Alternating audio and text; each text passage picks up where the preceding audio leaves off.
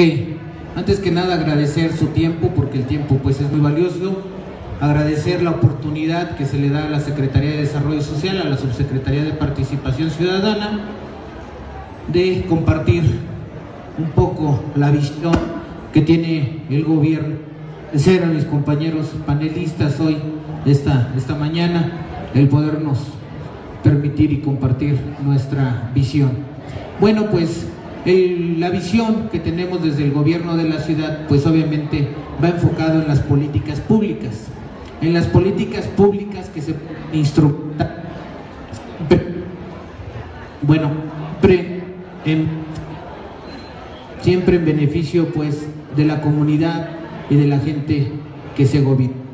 Vemos con mucho agrado el que podemos estar participando en estos foros, ¿sí? Y siempre estaremos muy atentos y estaremos en la escucha de manera muy especial en las opiniones y en los proyectos y en las propuestas que aquí se puedan vertir. El gobierno de la ciudad, como bien se ha comentado, pues es un gran laboratorio de programas sociales, de programas de movilidad, de políticas públicas transversales, que es lo que a final de cuentas queremos instrumentar en la ciudadanía. Y ciertamente con anterioridad se generaron algunas políticas, bueno, se generaron políticas públicas que, lejos de desalentar el uso del automóvil, pues lo que hacían era precisamente estimularlas, y entonces bueno, pues eso ha traído en consecuencia lo que nosotros todos conocemos, un impacto en la cuestión ambiental, un impacto en la cuestión de movilidad. Entonces creo que ha sido muy perceptivo, y este gran laboratorio con el cual tenemos oportunidad de estar participando, pues vemos con mucho agrado el que se estén fomentando políticas públicas transversales de manera integral que ayuden a desarrollar la calidad de vida de los habitantes, porque la calidad de vida de los habitantes es finalmente donde van a impactar las políticas públicas del gobierno, que es la responsabilidad que tenemos. ¿Y a qué me refiero con calidad de vida, o qué queremos desarrollar con calidad de vida? Pues precisamente esta situación de que el ciudadano pueda salir, pueda recorrer sus calles, pueda transitar sus avenidas, con seguridad, que pueda caminarlas tranquila, con seguridad, a que no va a ser asaltado, a que no va a ser arrollado por otro vehículo automotor. Entonces tenemos que generar estos espacios, tenemos que construirlos de manera conjunta, y la mejor manera pues es generar estos foros, generar estos polos de desarrollo, generar estos planteamientos, salir de explorar con nuevas políticas, con nuevas propuestas. Entonces creo que pues todos de alguna manera aquí en Iztapalapa podemos dar cuenta, podemos remontarnos. Creo que si nos vamos un poquito más allá y haciendo una retrospección, un análisis en el desarrollo de cada uno, pues podemos ver que es una herencia.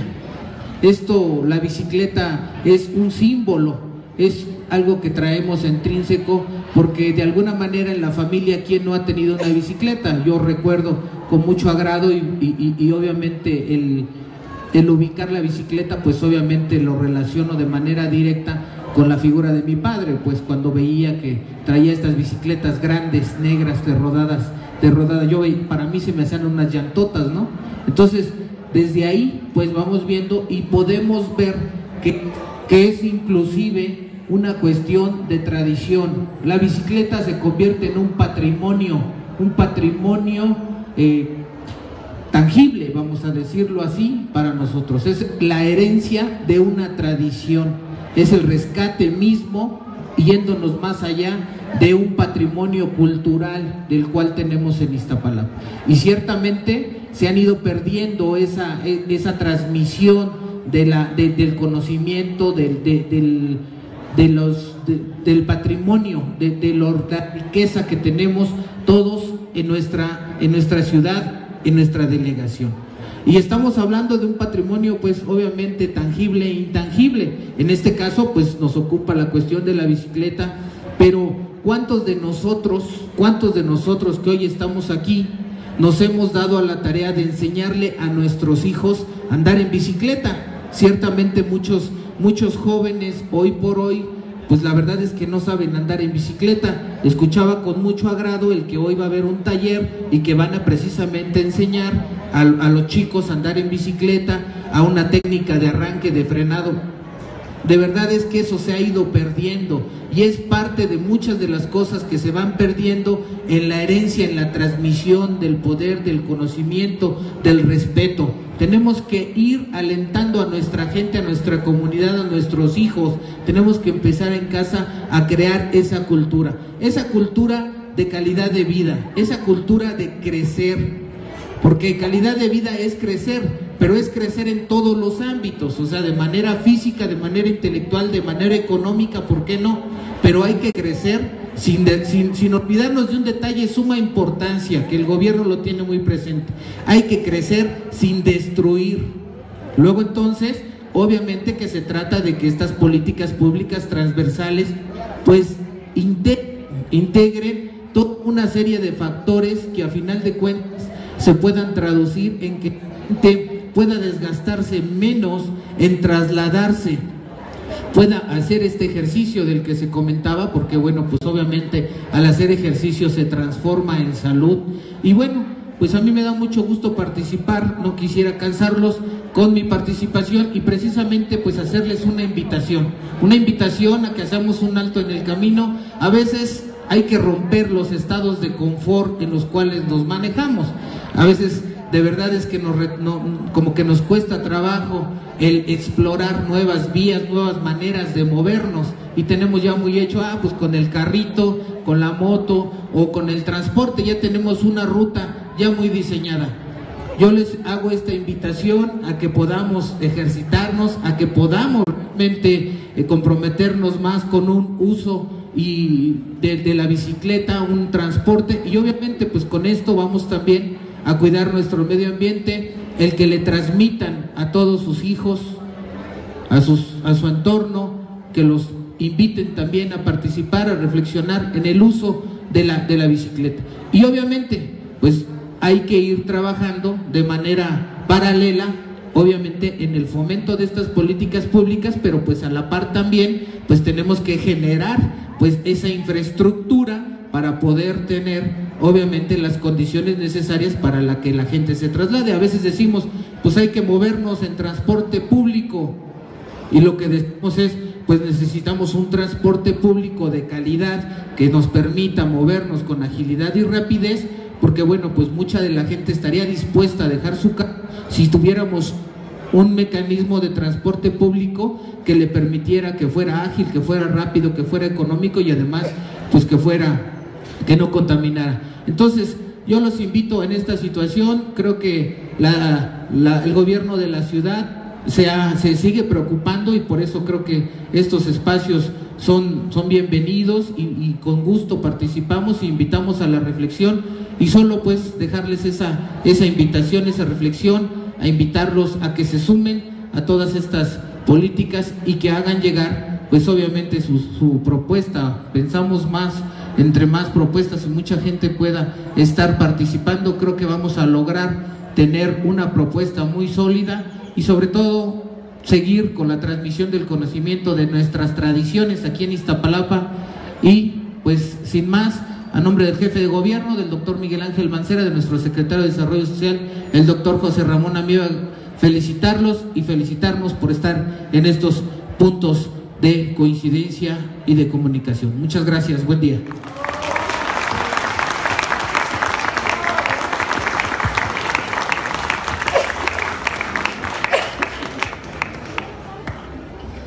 Bueno. Bien, agradecerle a Jorge su intervención, y efectivamente este espacio se convierte en un punto nodal para la convergencia de diversos puntos de vista. Iniciaba él que él es un representante evidentemente de los medios de comunicación y con un punto de vista de la sociedad civil que es importante retomar. También Jorge, con su participación, engloba el punto de vista del gobierno de la Ciudad de México. Y ahora pues toca el espacio para las organizaciones de la sociedad civil que trabajan cotidianamente con este tipo de problemáticas, con estas temáticas, elaborando propuestas, elaborando planteamientos. Y en este sentido es importante empezar con el análisis referente al comportamiento ciclista en Iztapalapa, como parte de la Ciudad de México, y en esa tesitura en unos momentos nos hará partícipes de su punto de vista Ana Karen Cervantes, ella es representante del Instituto de Políticas para el Desarrollo, para el Transporte y el Desarrollo. Ana Karen es licenciada en Urbanismo por la Universidad Nacional Autónoma de México, es caminante, bicicletera, usuaria de transporte público y defensora de los derechos del peatón. Entonces, sin mayor preámbulo, le pido a Ana Karen que tenga bien iniciar con su intervención. Bueno, me lo voy a quitar. ¿Sí me escuchan bien? Sí. Ok. Bueno, iniciemos. Bueno, como ya mencionó el compañero, soy urbanista, estudié en UNAM. ¿Sí me escuchan? Bueno, creo que lo voy a agarrar así.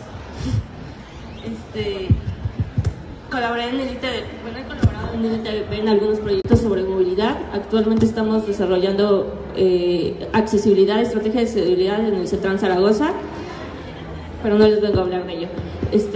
Vengo a compartir un tema que se llama compartir calles, compartir zona metropolitana de la Ciudad de México, que forma parte en el eje de política pública y urbana del Foro Mundial. El eslogan del Foro Mundial es Ciudades hechas a mano. Esta idea surge de rescatar la importancia del uso de la bicicleta en trabajos locales, como todos los trabajos de herrería, repartición, correo, que el uso de la bicicleta,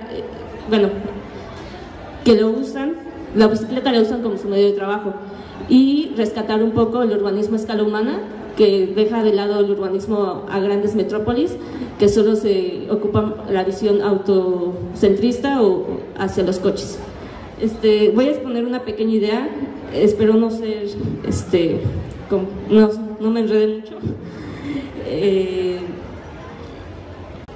Bueno, les vuelvo a repetir el título: compartir calles, compartir zona metropolitana. Para ello, unos datos sobre la zona metropolitana. La zona metropolitana abarca todo lo que es el Distrito Federal, el Estado de México y el municipio de Tezayuca. En ella habitan alrededor de 21 millones de personas. Tan solo en el DF, en la Ciudad de México ahora, residen unos 9 o 10 millones, de acuerdo a la encuesta Origen-Destino. El resto es en el Estado de México.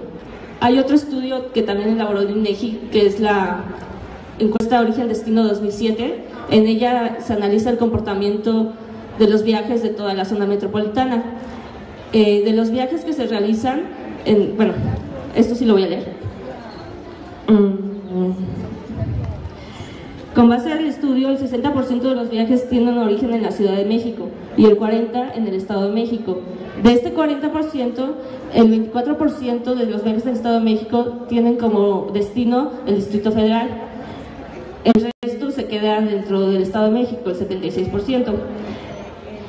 Es muy importante señalar que estos datos son del 2007. En la actualidad, probablemente estos viajes se han elevado. En ese entonces, la misma cantidad de personas que ingresaban al DF del Estado eran casi el mismo porcentaje, casi el mismo el número absoluto de los que salían del DF al Estado. Ahora estas dinámicas muy probablemente han cambiado y son más los que ingresan que los que egresan del Distrito Federal. Esta población que realiza estas dinámicas de movilidad de forma cotidiana para ir a trabajar o estudiar se le conoce como población flotante, o también se le conocen como habitantes de ciudades dormitorios, porque vive y trabaja en demarcaciones diferentes, pero tampoco es el tema principal. Hago mención a esto porque más allá de los límites políticos y administrativos del Estado y el Distrito Federal, y con ello los bordes físicos que representa, a veces físicos o a veces administrativos, en el uso y en la realidad compartimos todo el día esto. Muchas personas, aquí al norte ya está Nezahualcóyotl, está Chalco, otras demarcaciones, y diariamente realizan estos viajes cotidianos. Y el funcionamiento de la ciudad es así, y no habría por qué cambiarlo, sino habría que trabajar más en ello.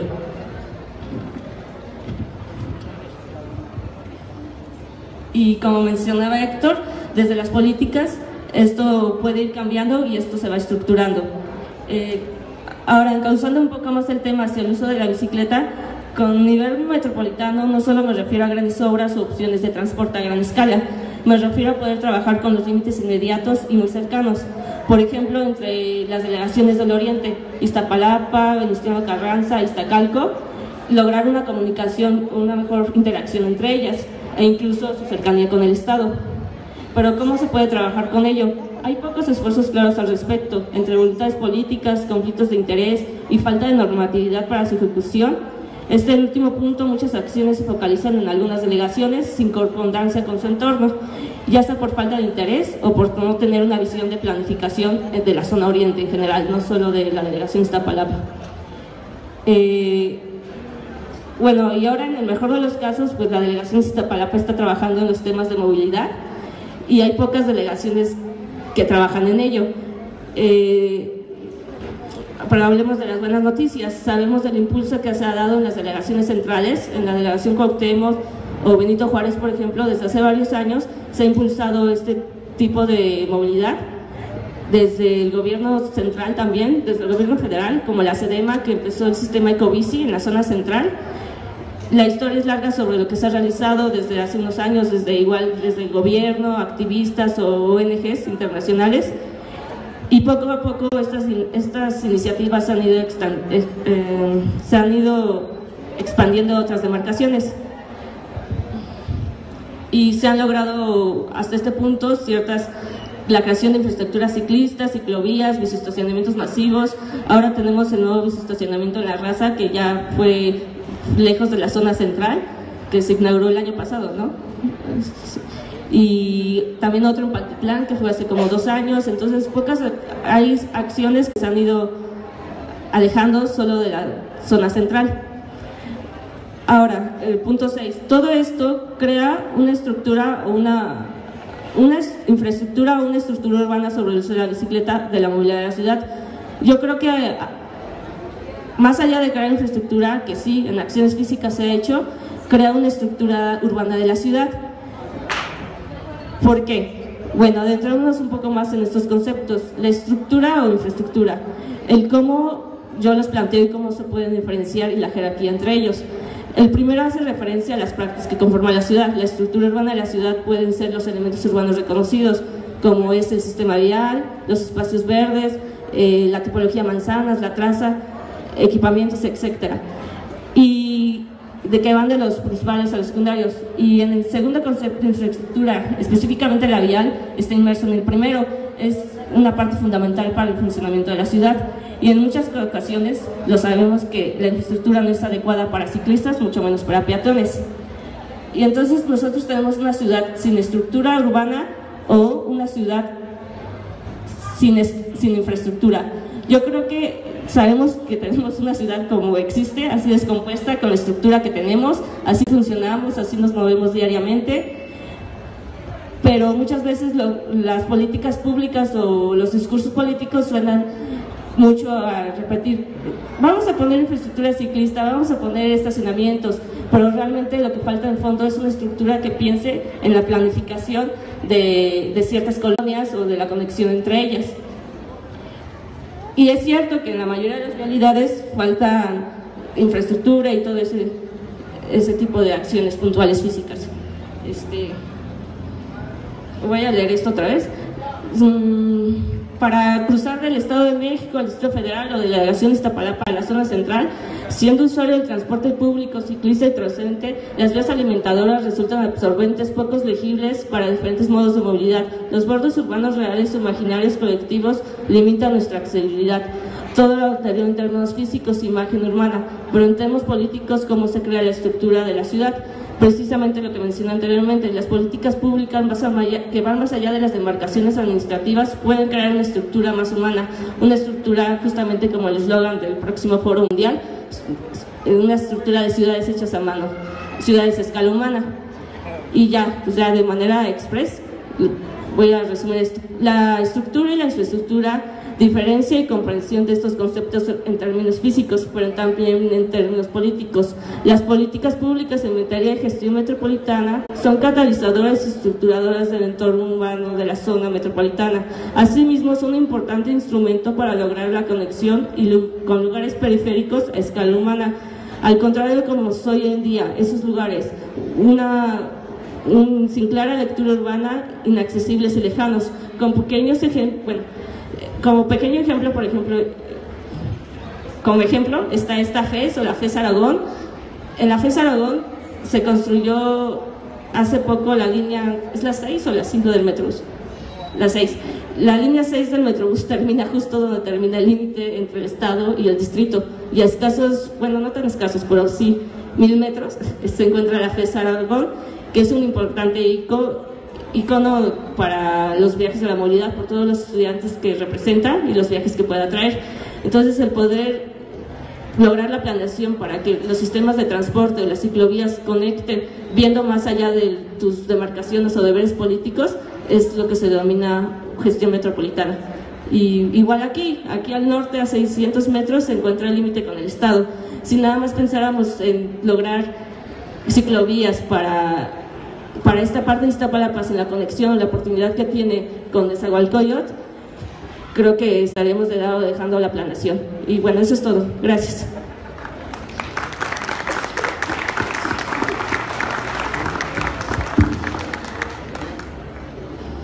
Bueno, bien, agradecer a Ana Karen su participación, recuperar un poquito algunos planteamientos, evidentemente las experiencias exitosas que se tienen en las delegaciones consideradas centrales en la ciudad, es indispensable poderlas trasladar o empezarlas a replicar en las zonas consideradas del segundo o del tercer contorno de la ciudad o delegaciones periféricas.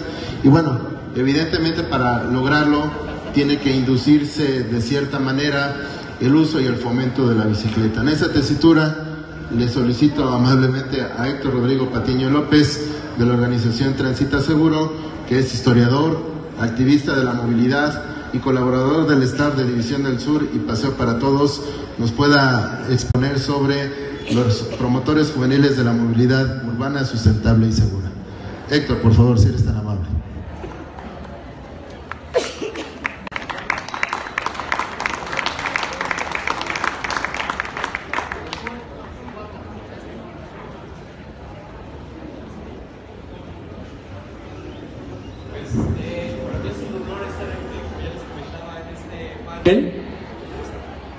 Y en especial con grandes amigos y colaboradores tanto del activismo de la bici como entidades de gobierno.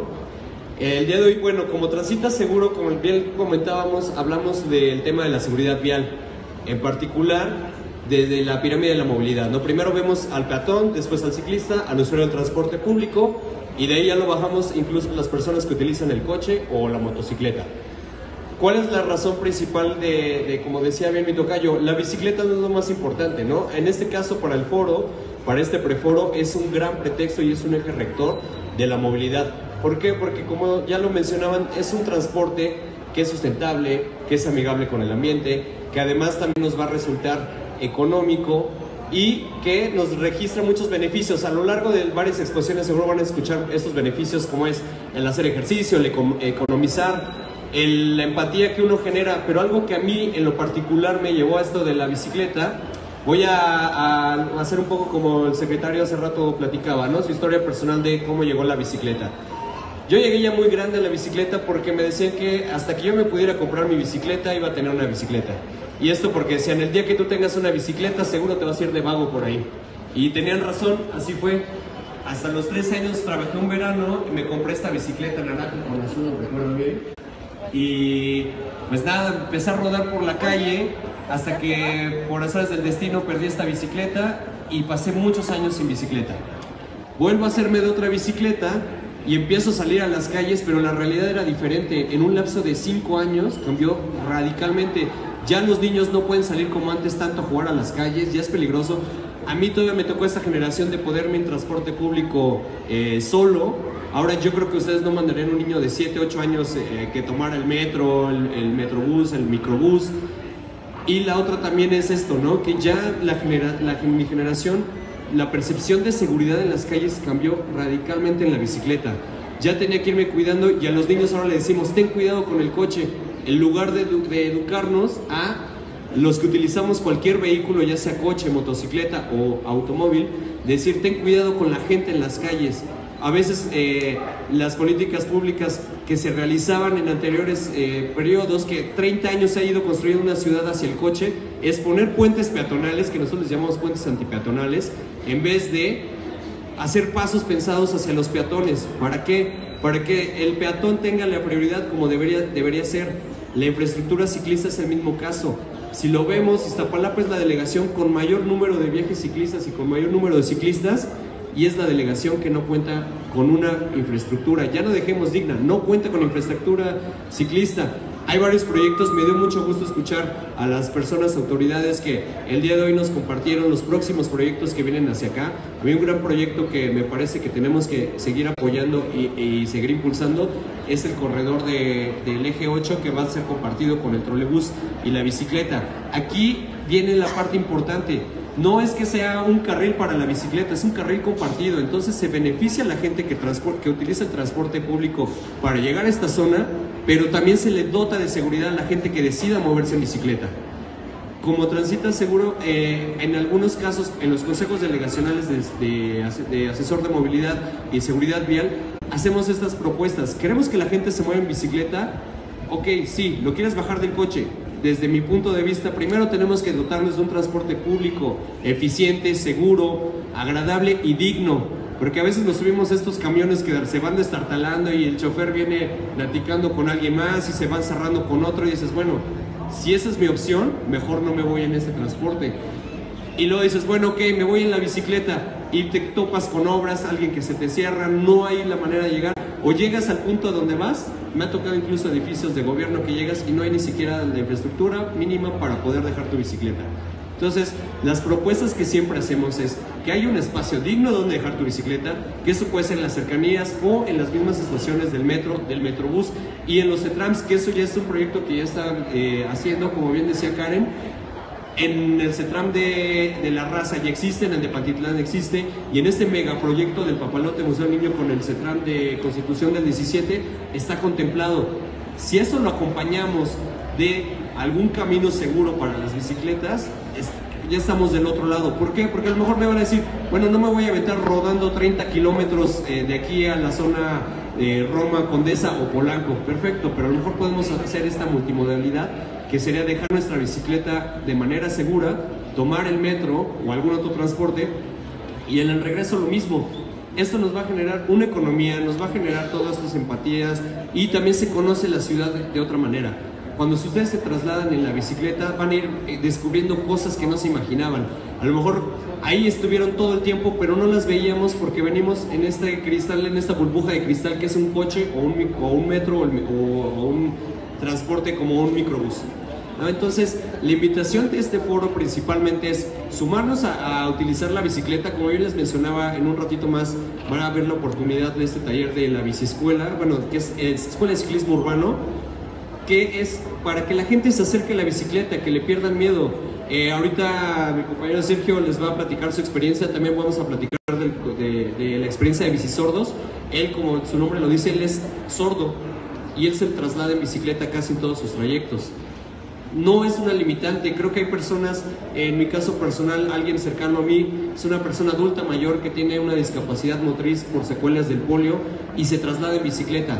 Si bien la bicicleta a veces parece que no es para todos, sí lo es, solo es que nos decidamos. Lo único que hay que buscar son impulsar estas políticas públicas, acompañados de las autoridades, ustedes como sociedad civil, nosotros como sociedad civil, asesorarnos con ellos, asesorarlos a ellos y juntos trabajar, ¿no? Quitarnos esta visión paternalista, como bien lo decía hace rato, de que nos lo tienen que resolver porque es obligación. Sí, también, pero nuestra obligación es también pedir, exigir y colaborar con esto, hacer propuestas. El día de hoy creo que van a escuchar muchas propuestas de lo que se busca aquí.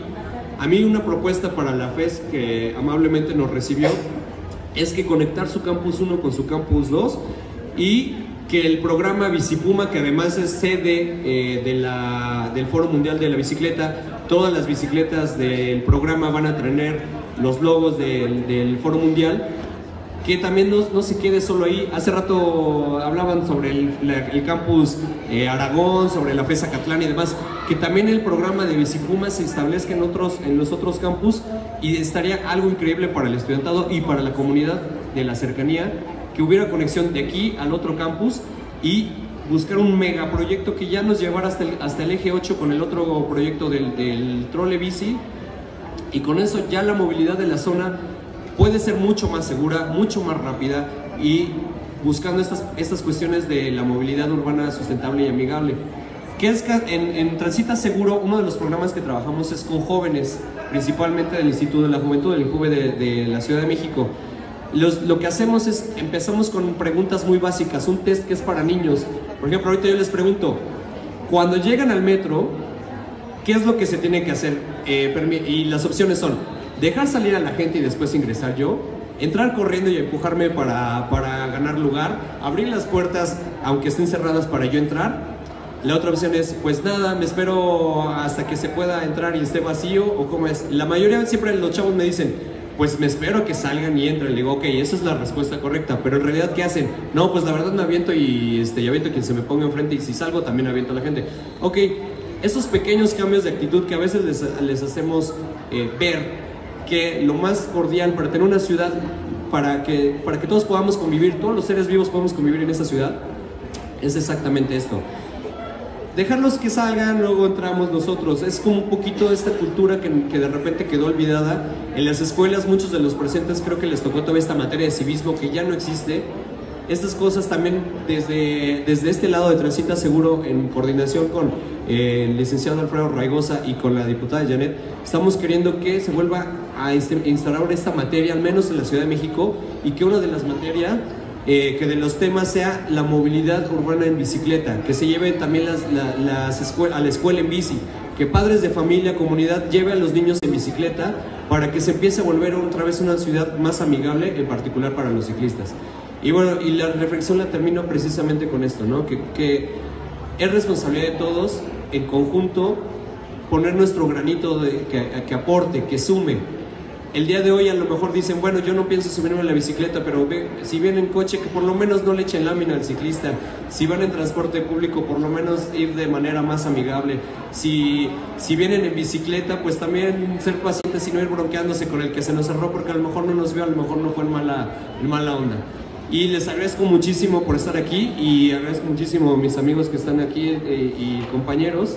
Y pues nada, nos estamos viendo a lo largo del día. Bueno, agradecer a Héctor su punto de vista. Me parece que ha tocado diversos puntos relevantes referentes a la dotación en la ciudad de infraestructura ciclista. Comentabas también algunos aspectos que en general se interrelacionan, particularmente en lo referente a la seguridad vial, esta parte que a veces se ha perdido de respetar o de tener una interactuación debida entre los diversos actores de la vía. Y bueno, también creo que es importante empezar a analizar lo referente a la movilidad sustentable, ¿no? La sustentabilidad que va inherente con el uso de la bicicleta, y para ello me gustaría que César Hernández Muñoz, en representación del Centro Mario Molina, que es colaborador de Transita Seguro y activista de la movilidad urbana sustentable, pues pudiera plantear algunos de sus puntos de vista referente a este tema. César, si eres tan amable, por favor.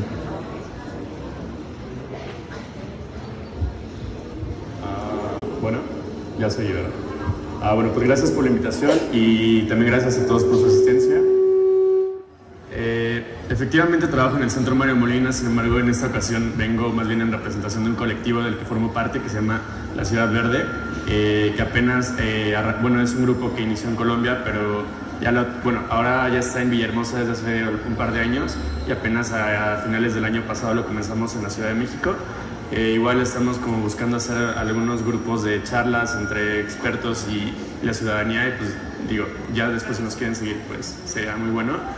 Y justamente hoy vengo a platicarles sobre un artículo que escribimos un colaborador y yo para la revista Cleptofilia, que se llama Los ejes viales mataron al Walkman. Justamente mi compañero se llama Juan Manuel Verdeja, y un día llega a la oficina y estábamos comentando que él iba caminando por la calle y de repente se encuentra una persona que iba cruzando la calle con audífonos, y un automovilista le va así pitando el claxon y le grita: hey, los audífonos no se hicieron para caminar. Pero justamente es lo que nos hizo pensar que efectivamente los audífonos sí se hicieron para caminar. Cuando se planteó en 1979 la idea de los audífonos, bueno, el primer Walkman, justamente le presentó uno de los directivos al directivo, digamos, principal de Sony, este reproductor, que era como justo la idea de al fin tener un reproductor de cassette que tuviera como bocinas personales para poder ir caminando y ir escuchando música en la calle, ¿no? Y justamente esto, si ven, se lanzó en 1979 ya el primer reproductor como tal, comercializado, y si ven la publicidad que se ve en ese entonces, justamente es como la gente caminando y la gente viéndola, y había eslogan que decía como la revolución, hay una revolución en las calles, ¿no? Y justamente sí, se dio como un boom por los audífonos, por los reproductores personales, que digo, sigue hasta ahora. La idea, bueno, ya ha pasado por cassette, ya ha pasado por discos, por reproductores de muchos tipos, MP3, y ahora todo el mundo tenemos en los celulares con los audífonos la oportunidad de escuchar música. Y justamente ya en la década que se da el boom de los Walkman, que bueno, hay un dato como que entre 1987 y 1997 se dio un aumento de 30% en las personas que desean caminar por ejercicio, ¿no? Que justamente era esto, como que ahora también ya puedas como usar tus audífonos para correr, para caminar, para hacer algún otro tipo de ejercicio y escuchar como tu propia música. Y bueno, esto nos trae a otra parte que justamente, bueno, no quiere, esto es un poco como el contexto de Estados Unidos, ¿no? Que no quiere decir que haya tenido una planeación perfecta, pero justamente en 1979, en el año en que se lanza el Walkman, en la Ciudad de México, en ese entonces departamento del Distrito Federal, estaba Han González como regente, y es el año en que se inaugura la primera etapa de los ejes viales, y fueron 15 ejes viales los que se construyeron, eran 130 y algo kilómetros, y pues bueno, esto fue muy criticado. Bueno, muchos lo ven como entregarle ahora sí a la ciudad, entregarle a la ciudad a los coches, ¿no? Porque, digo, bueno, a mí no me tocó, obviamente, la construcción, todavía no nacía, no sé si muchos de ustedes lo recordarán, pero justamente para esto, para construir los ejes viales se destruyeron muchas casas, se sacó gente de sus casas, se destruyeron edificios incluso históricos, todo esto en pro como de la modernidad, ¿no? Pero justamente está un poco satanizada esta idea de los ejes viales, que el planteamiento no era tan malo. Originalmente los ejes viales no solamente eran contemplados así como para que los autos fueran rápido y ya. El planteamiento original, y hay como un documento del Departamento del Distrito Federal donde explica como el uso de los ejes viales, no solamente hacer 6 carriles, sino que 2 de esos carriles en los extremos fueran para transporte público. Esos carriles nadie más los podía invadir, ni siquiera patrullas o ambulancias, era como exclusivamente para el transporte público, y pensado en que el transporte público, al tener una velocidad constante, la gente pudiera como llegar más rápido a sus destinos. Bueno, 2 cosas, el tener una velocidad constante y el tener paradas establecidas. Pero sin embargo, también se tenía todo un esquema de vialidad como muy completo, en el que también las banquetas estaban planeadas. Se tenía un arroyo, una superficie de acera bastante amplia, únicamente para peatones. Y después de eso ya se tenía un área de vegetación donde se tenían además señalamientos, teléfonos públicos, buzones, botes de basura y demás. Y se tenía también justamente una conceptualización de red de transporte en la que cada eje tenía una ruta, y en cada parada y en cada mobiliario de los ejes tú podías ver qué ruta pasaba por ahí, hacia dónde iba, y justamente ya tener acceso a lo demás del mobiliario urbano, ¿no? ¿Qué es lo que pasó? Bueno, en este caso es una visión como muy completa de calle. Igual se incluyeron como ya los cruces en las esquinas y demás.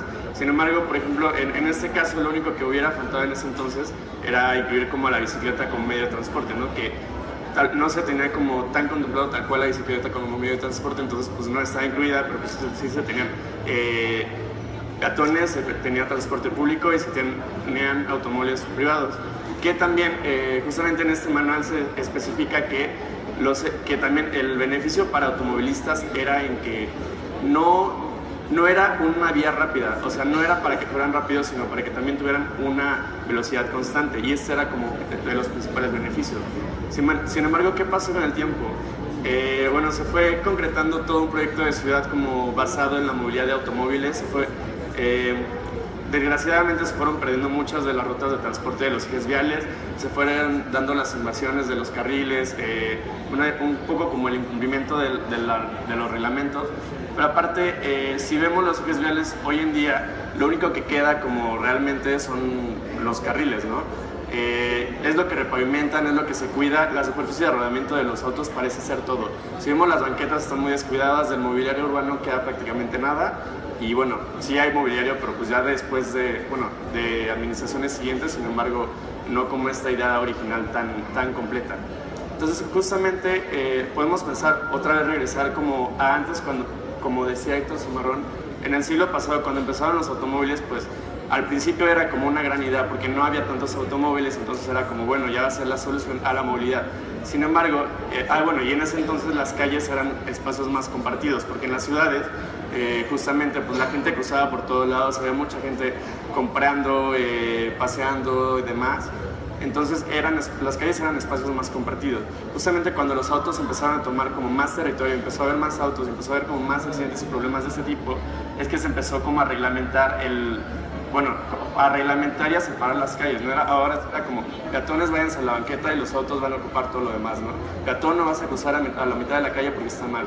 Es cuando se empiezan a implementar los señalamientos de tránsito, así como de cruce en la esquina, además. Y bueno, con el paso del tiempo esto nos fue trayendo a lo que ya vemos después, ¿no? Segundos pisos que además pues parten el paisaje urbano, se convierten en barreras urbanas y tienen como muchas implicaciones. Hay que tomar en cuenta que justamente en esta parte de los ejes viales, además de que se destruyeron muchas casas y demás, se destruyeron edificios históricos, etcétera, muchas vialidades que también eran como paseos y bulevares se convirtieron en un solo sentido justamente para los ejes viales. Entonces también se perdieron mucho del paisaje urbano de la ciudad y del patrimonio al destruirse camellones, al destruirse parques, al reubicarse monumentos, estatuas y demás. Pero justamente es lo que nos trata, y como les decía, no era como un planteamiento tan malo, porque era una visión más completa. Sin embargo, con el paso del tiempo se desvirtuó, fuimos perdiendo esta parte como de pensar en todos, y fue como pensemos en autos y creemos una infraestructura para autos. Entonces justamente tenemos que reflexionar como hacia dónde van nuestras ciudades. Muchas veces podemos hablar de que tenemos como un atraso en políticas públicas, de repente cuando en otros países justamente están pensando en como el gran problema de movilidad y que hay ciudades que incluso se están planteando dejar de utilizar el auto. Aquí se siguen construyendo segundos pisos a la carretera Puebla, justamente está planteado uno aquí en Periférico Oriente, está planteado uno por Indios Verdes.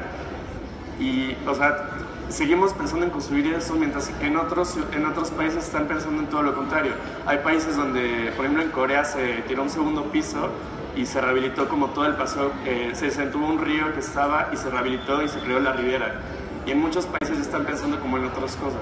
Y a veces está un poco este argumento de es que nosotros no somos Europa, no somos bla bla bla, pero justamente hay que dejar de pensar en eso porque hay grandes proyectos y grandes ideas que se pueden implementar, que no es tan difícil, y si vemos la ciudad actualmente está cambiando muchísimo. Yo creo que está cambiando en gran parte para bien porque estos temas ya han ido permeando al gobierno, a los proyectos y demás, y a iniciativas de ley, que es muy importante, que todavía falta como que permee más en el presupuesto. Pero justamente tenemos que pensar en eso, ¿no? O sea, si vemos la ciudad realmente están pasando muchas cosas, está cambiando mucho y pues esperemos que siga cambiando para bien, ¿no? Gracias.